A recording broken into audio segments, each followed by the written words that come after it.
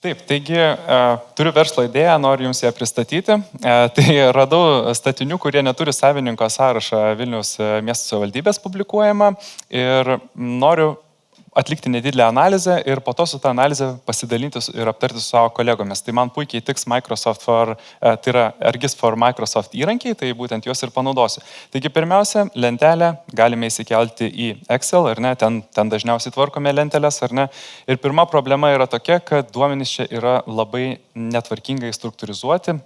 Tai visų pirma, mes galime matyti stulpelėse, kad yra įvairi informacija čia pateikiama, ir statinio tipas, ir koordinatės, ir unikalūs numeriai, adreso stulpelis taip pat yra netvarkingas. Tai kitaip tariant, prieš tai, kol aš galėčiau panaudoti šitos duomenys GIS, man reikia juos sutvarkyti. Jų aš netvarkysiu ranka, kadangi tai būtų pakankamai ilgas procesas, aš dabar galiu pasinaudoti Copilot, kuris yra integruotas tiesiai į Excel.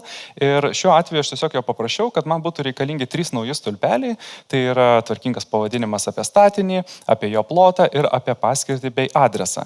Taigi, Copilotas, kaip matot, truputėlį, kaip sakant, jam reikėjo papildomų dar atsakymų duoti, bet jis sutvarkė man Excel duomenis ir štai galite matyti mano stulpelius, tai reiškia tvarkingą adresą, statinio plotą ir paskirtį. Ir dabar jau šitie duomenys yra paruošti įkelimui į GIS. O kaip aš tai padarysiu?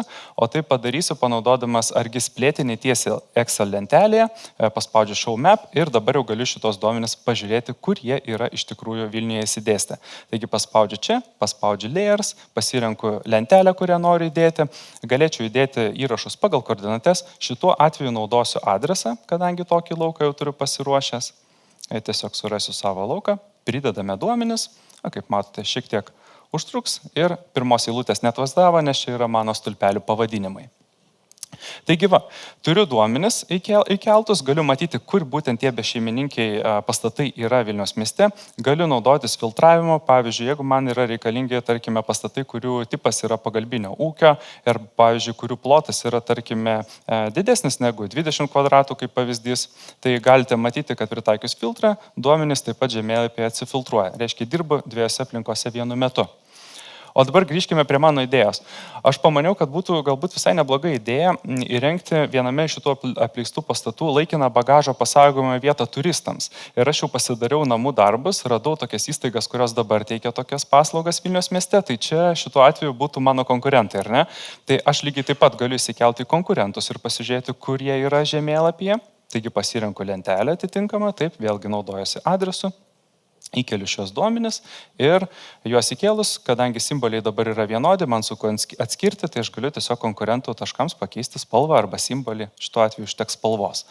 Tai va, potencialūs pastatai, ar ne, kuriuos galėčiau galbūt panaudoti, na ir mano konkurentai. Toliau aš taip pat galiu įsikelti kitus duomenis iš Argis Online, iš gyvojo pasaulio atlaso, kurie vėlgi padės man atlikti analizę. Tai šituo atveju aš prisidėsiu duomenis iš Argis Online, turiu duomenis iš Judu, ar ne, viešai publikuojamas apie stoteles viešojo transporto, tai įsikelsiu tiek į žemėlapį, tiek į Excel lentelę. Ir taip pat dar turiu duomenis apie turistų skaičių, reiškia, kiek turistų apsilankė tam tikrose vietose Vilniaus mieste. Tai visą tai man padės rasti tuos labiausiai, sakykime, vertus investavimo pastatus.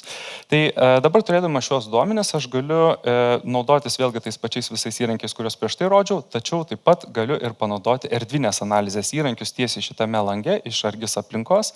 Tai erdvinės analizės įrankiai galėtų būti tokie, kad, pavyzdžiui, pirmiausia, aš norėčiau rasti stoteles, kurios galbūt patenka į tankiausiai lankomas vietas turistų, tai tuomet aš ieškočiau stotelių pagal turistų skaičių, ar ne, ir atlikčiau šią analizę, aš jau ją atlikau, taigi galiu įjungti šį sluoksnį, galite matyti violetinę spalvą pažymėtą. Kitas analizės tipas, kurį galėčiau taip pat atlikti toliau, tai yra pasiekiamumo, reiškia poligonų kūrimas, galėčiau rasti tas stoteles, kurios būtų patogios turistams, pavyzdžiui, 5 minučių atstumu. Taigi pasirinku stoteles, to jau. Ir panaudosime ne ring buffer, o ėjimo laiką 5 minučių atstumu. Ir tuomet tiesiog nurodau sluoksnį pavadinimą, paleidžiu analizę, aš jau ją padariau šiek tiek seniau, taigi to jau ją įjungsiu. Tai štai kaip atrodo. Dabar aš turiu visą reikalingą informaciją, kad aš galėčiau įvertinti tuos apleistus pastatus, ar ne? Turiu pasiekiamumą, turiu stoteles, turiu turistų skaičių. Tai dabar, kad galėčiau įvertinti ir aptarti su kolegomis šį pasiūlymą, aš publikuoju šį žemėlapį, nurodau jam pavadinimą, ir jį išpublikuoju. Aš jau tai esu atlikęs ir dabar persikeliu į Teams, kur turime grupę ir pridedu Argis, reiškia papildinį, kuriame aš galiu nurodyti žemėlapį ir juo dalinti su kolegomis. Taigi, naudosime žemėlapį, kurį mes galėsime kartu redaguoti. Štai mano žemėlapis su verslo idėja, ar ne? Dalinuosi jo. Taip. To jau reikia matyti per naują prisijungti, pabandykime greitai tai padaryti.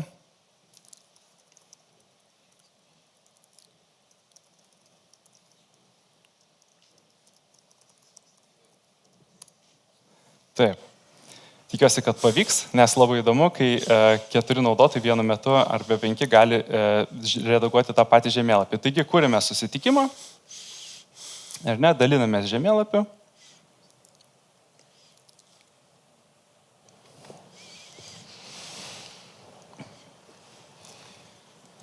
Ir taip, kolegos, ar matot žemėlapį?